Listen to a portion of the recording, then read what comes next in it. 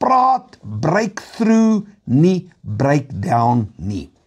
Jeremia 32 vers 27, kyk, ek is die Here, die God van alle vlees, is daar enige iets wat ek nie kan doen nie. So die Here beloof, daar is geen situasie te groot vir sy krag nie. Daar is geen probleem te groot vir sy krag nie.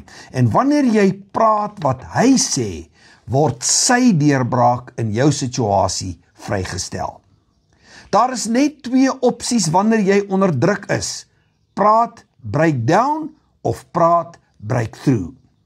Wanneer die storm woed en alles voel of dit uitmekaar uitval, maak jou woorde meer saak as ooit. Niks is te moeilik vir die Here nie, maar as jou mond nie daardie waarheid weerspieël nie, mis jy jou wonderwerk.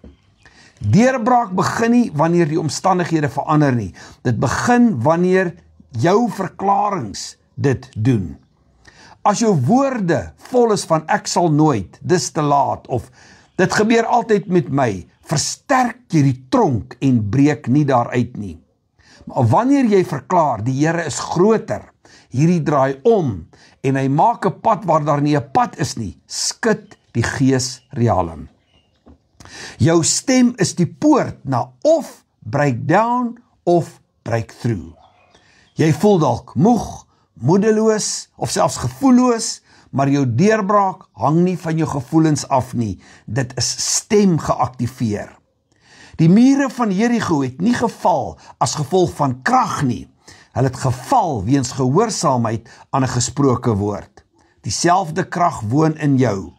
Hou op om oor die gewig van die probleem te praat en begin die krag van die belofte verklaar.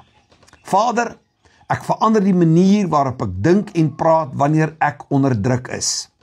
Ek sal nie toelaat dat breakdown my gedagtes of my mond regeer nie. Ek verklaar 'n deurbraak oor my lewe, oor my finansies, oor my verhoudings en oor my liggaam. U is die God van alle vlees en daar is niks te moeilik vir u nie. Ek werk saam met u krag en spreek die woord totdat ek die wonderwerk sien in die naam van Jesus.